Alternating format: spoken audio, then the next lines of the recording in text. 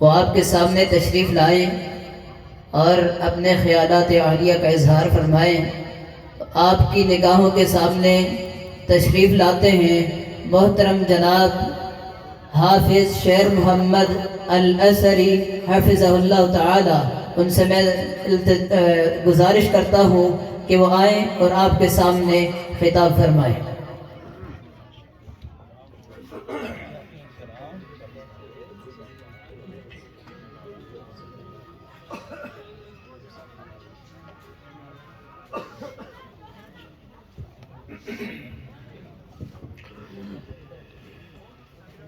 إن الحمد لله نحمده ونستعينه ونستغفره ونعوذ بالله من شرور أنفسنا ومن سيئات أعمالنا من يهده الله فلا مضل له ومن يضلله فلا هادي له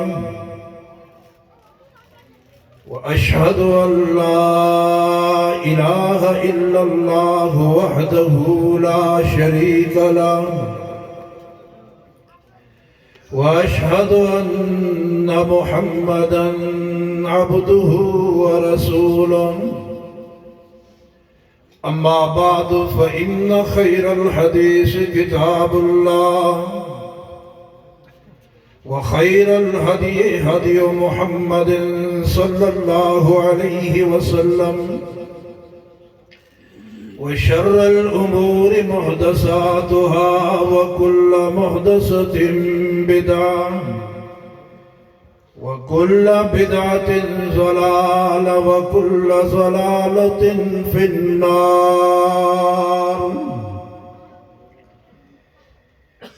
اللهم صل على محمد وعلى آل محمد كما صليت على إبراهيم وعلى آل إبراهيم إنك حميد مجيد اللهم بارك على محمد وعلى آل محمد كما باركت على إبراهيم وعلى آل إبراهيم إنك حميد مجيد أما بعد فأعوذ بالله السميع العليم من الشيطان الرجيم من همزه ونفخه ونفثه بسم الله الرحمن الرحيم وسارعوا إلى مغفرة من ربكم وجنة عرضها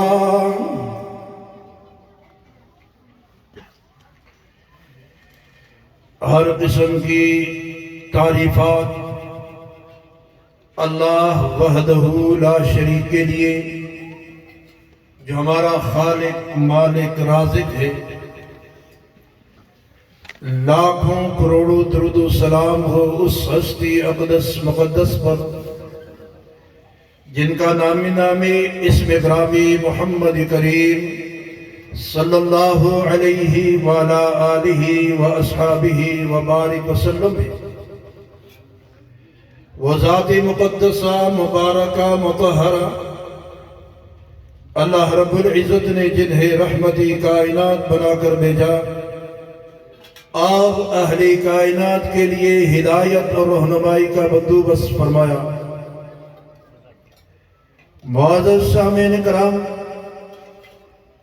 قرآن مجید میں سے ایک آیت کا کچھ حصہ میں نے آپ کے سامنے تلاوت کیا ہے۔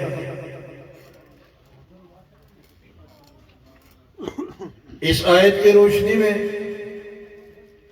ایک دو احادیث آپ کے گوش گزار کرنے کی کوشش کروں گا۔ اللہ تعالی مجھے حق بیان کرنے کی توفیق عطا فرمائے، اور اس کے بعد الہ العالمین ہم سب کو عمل کرنے کی توفیق عطا فرمائے۔ میں اپنے تمام بھائیوں سے یہ درخواست کروں گا کہ جتنے بھائی کھڑے ہیں وہ آگے آگے تشریف رکھیں۔ جو چھوٹے بچے ہیں اٹھتے بیٹھتے بولتے ہیں وہ خاموش بیٹھے۔ بڑی عظیم مجلس ہے، اگر اس کی عظمت کا ہمیں پتہ چل جائے، یقین کریں پوری دنیا اگر ایک طرف رکھ دی جائے اور دوسری طرف اس مجلس کی عظمت کا پتہ چل جائے، ہم دنیا کو رد کر دیں گے، اس مجلس کو اختیار کر لیں گے۔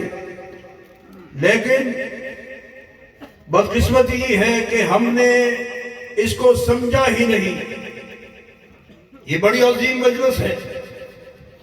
امام حاکم رحمہ اللہ نے مستدرک حاکم میں اور اسی طرح امام احمد بن حنبل رحمہ اللہ نے مسند احمد میں صحیح سند کے ساتھ یہ روایت نقل کی ہے کہ لوگوں کی 3 قسم کی مجالس ہوتی ہے۔ آج میں نے اور آپ نے اس پہ غور کرنا ہے۔ جو 3 مجالس ہے، 3 میں سے ہم نے کون سی مجلس کو اختیار کیا ہے یا کون سی مجلس کو ہم اختیار کرتے رہتے ہیں۔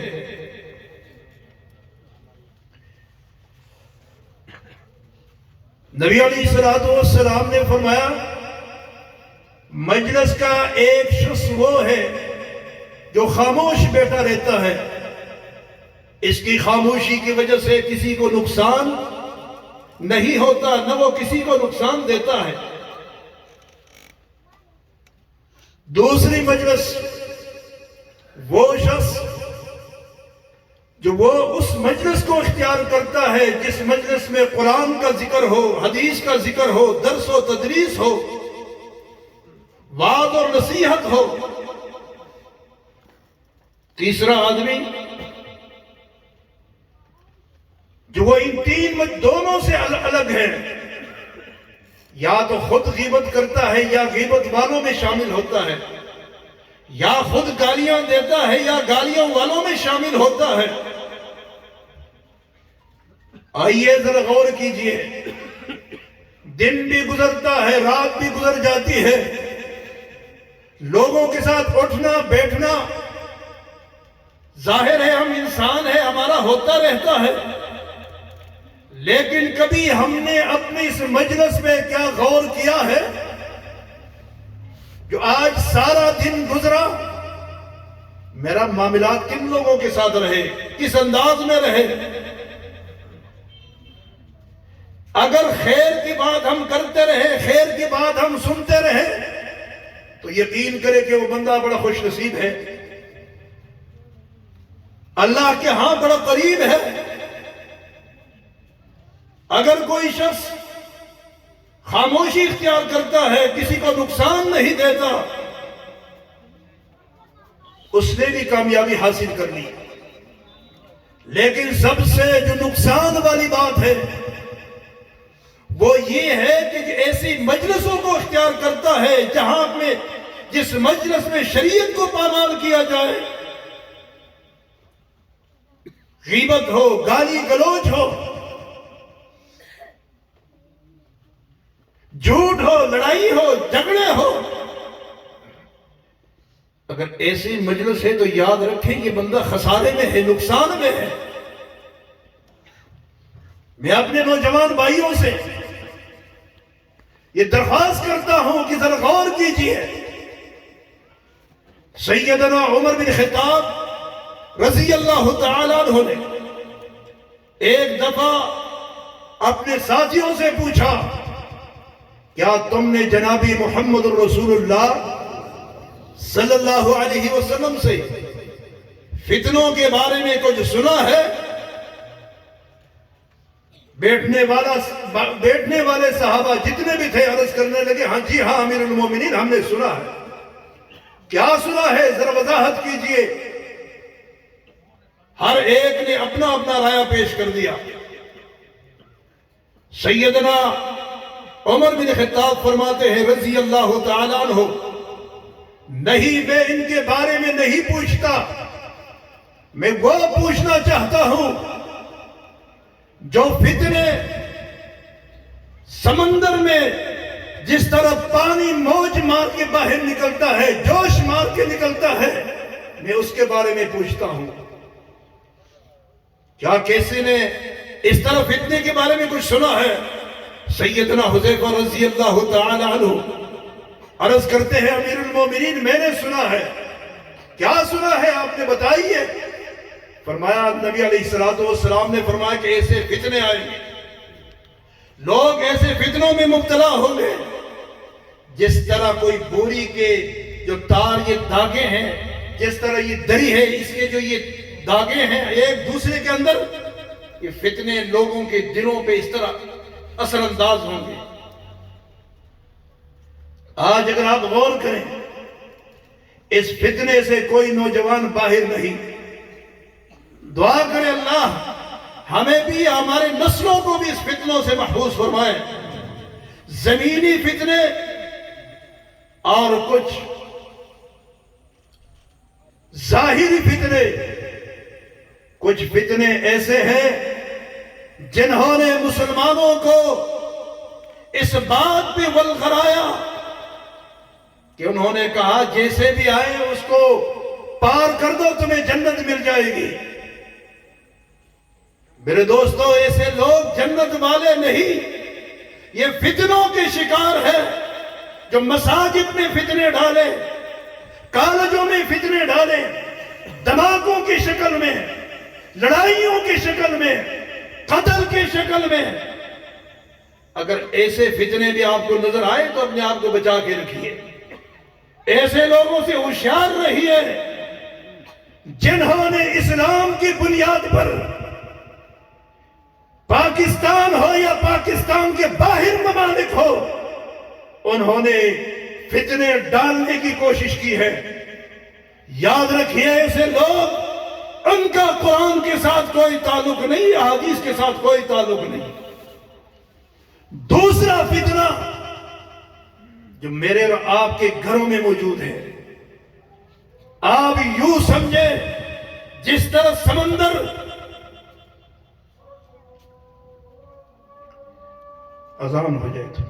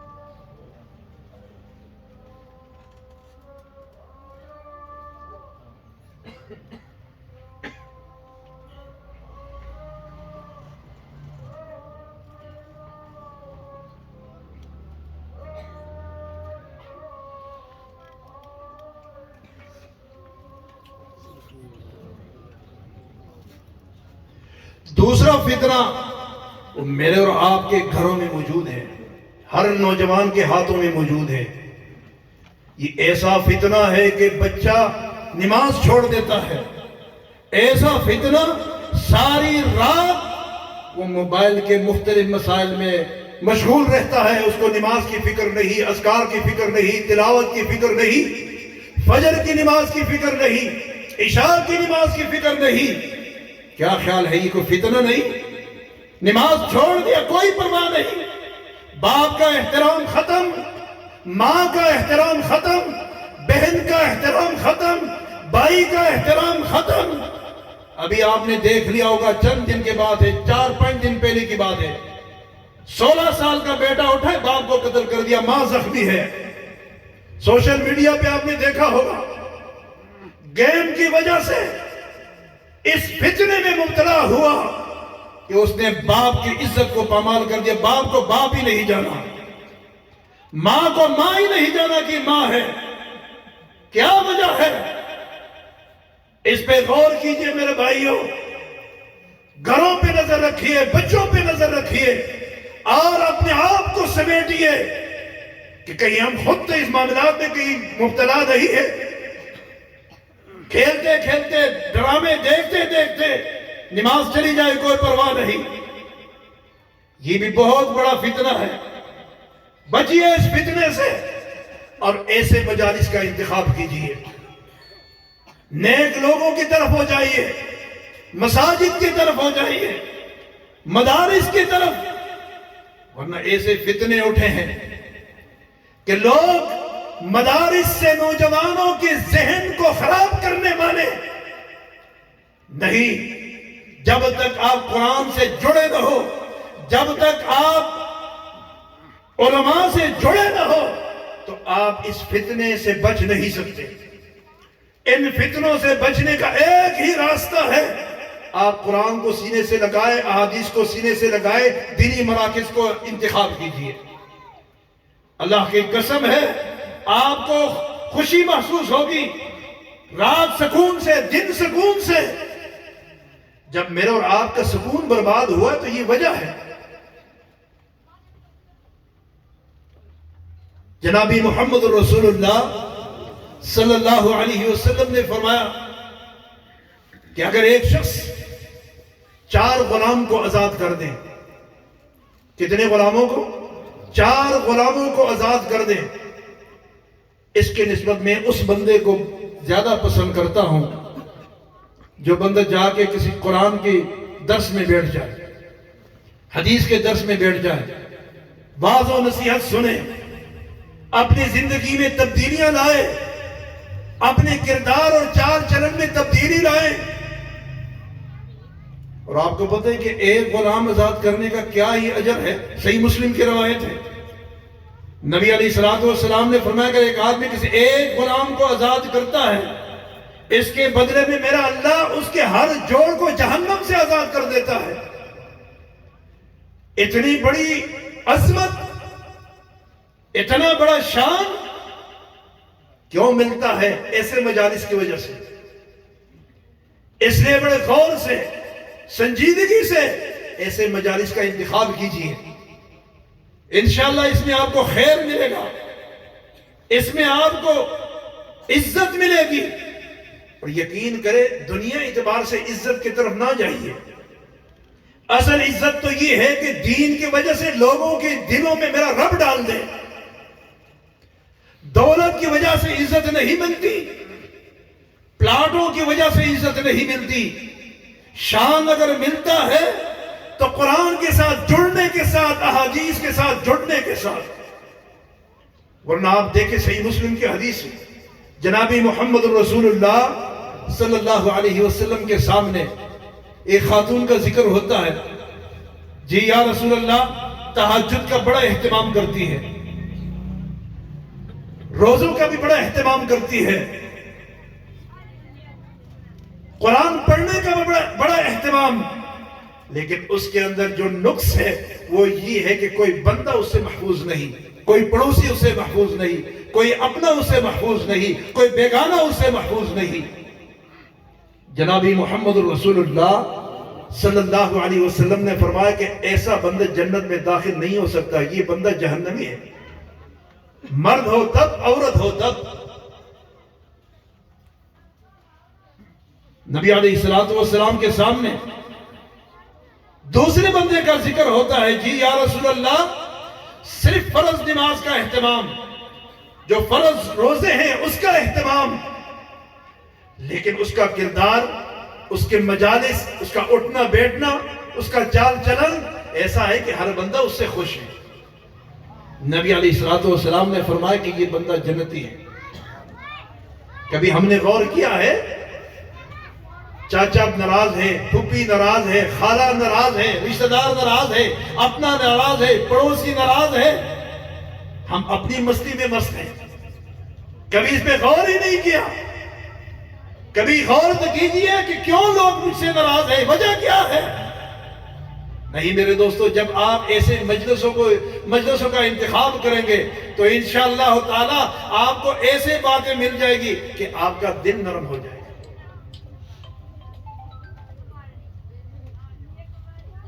اصل خطاب جو ہمارا مہمان خصوصی ہے محترم جناب حافظ سعید الرحمان صاحب، وہ تشریف لا چکے ہیں اور اصل بیان ہے بھی اسی کا ہے۔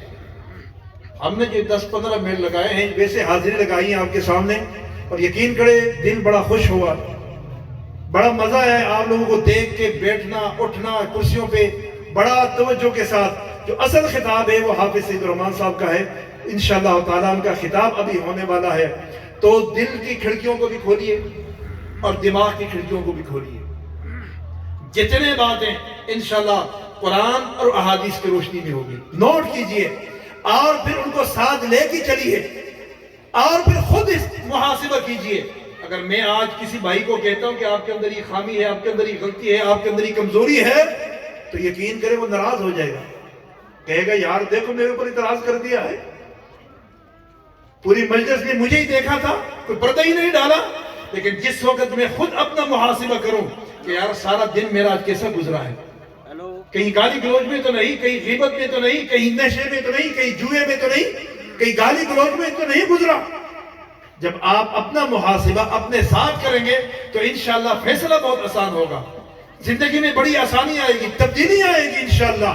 اور پروگرام کا مزہ تب ہے کہ آج آپ کوئی بات سنیں اور اپنے اندر اس خامی کو پائیں، اور پھر گھر میں جا کے پوری رات سوچ کے صبح اس خامی کو دور کر دیں۔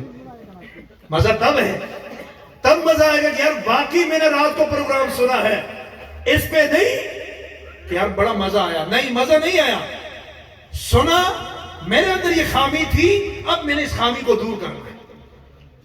جناب محمد رسول اللہ صلی اللہ علیہ وسلم نے فرمایا، جامع ترمذی وغیرہ کا صحیح حدیث ہے، کہ ایک آدمی قیامت کے دن نبی علیہ السلام فرمائے گا کہ یار حوروں کی لین لگی ہوگی۔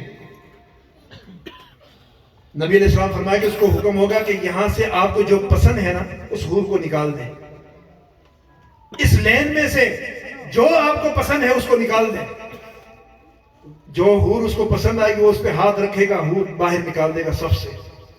نبی علیہ السلام نے فرمایا کہ اس کو بتایا جائے گا کہ یہ آپ کی اس بات کا بدلہ ہے، جو دنیا میں آپ کو غصہ بھی آیا تھا، آپ اس کو مار بھی سکتے تھے، آپ اس کے ساتھ لڑ بھی سکتے تھے، آپ اس کے ساتھ اختلاف ڈال بھی سکتے تھے، آپ کی قوت بھی تھی، طاقت بھی تھی، مال بھی تھا، سب کچھ تھا، لیکن آپ نے اس کو معاف کر دیا ہے۔ اس معافی کی وجہ سے یہ آپ کو مل رہا ہے۔